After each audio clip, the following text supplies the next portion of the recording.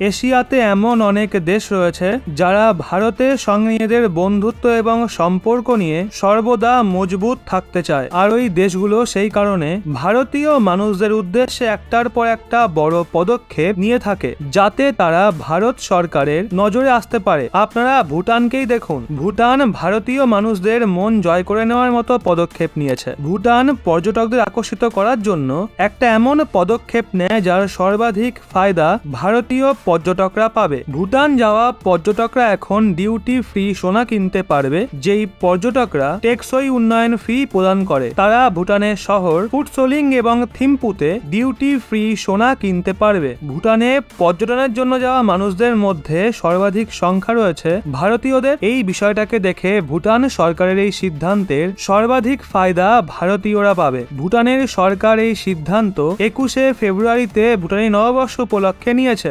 সংবাদপত্রের রিপোর্টে বলা হয়েছে সমস্ত এসডিএ প্রদানকারী পর্যটক সোনার ক্রেতা, কিন্তু তার জন্য তাদের পর্যটন বিভাগ দ্বারা প্রমাণিত হোটেলে কম করে একটা রাত কাটাতে হবে। সোনা 1 মার্চ থেকে থিম্পু এবং ফুটসোলিং থেকে কিনতে পারা যাবে। রিপোর্টে বলা হয় সোনা ডিউটি ফ্রি আউটলেটের তরফ থেকে বিক্রি করা হবে, যা সাধারণত লাক্সারি আইটেম বিক্রি করে এবং তা ভুটানের অর্থ মন্ত্রণালয়ের অন্তর্ভুক্ত। রিপোর্টে আগে এটাও বলা হয় পর্যটনকে মদত দেওয়া ছাড়াও এটা আউটলেটস ডিউটি ফ্রি সোনার ক্ষেত্রে কোনো রকম লাভ রাখবে না। 26শে ফেব্রুয়ারি 2023 এর দাম অনুযায়ী ভারতে 10 গ্রাম 24 ক্যারেট সোনার মূল্য 58,390 টাকা। যদিও ভুটানে ওই পরিমাণ সোনারই মূল্য 40,286 বিটিএন, অর্থাৎ ভুটানের মুদ্রা ভুটানি নাগুল ট্রাম 1 টাকা এবং 1 বিটিএন এর মূল্য প্রায় সমান, যার জন্য ভারতীয়দের ভুটানে 10 গ্রাম 24 ক্যারেট সোনার জন্য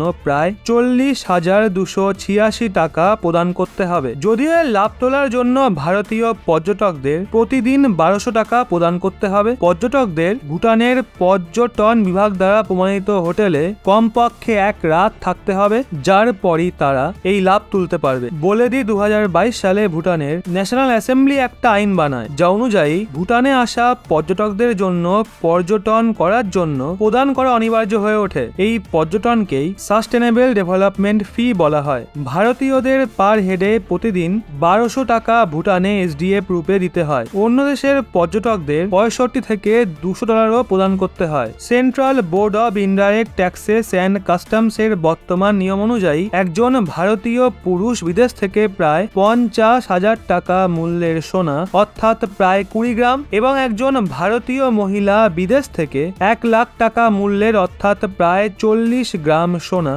ভারতে কর মুক্তভাবে আনতে পারে। তো বন্ধুরা, ভুটানের এই সিদ্ধান্ত নিয়ে আপনাদের কি মতামত? ভারতীয় পর্যটকরা কিভাবে এর লাভ তুলতে পারবে বলে আপনার মনে হয়? নিচে কমেন্টে অবশ্যই জানান।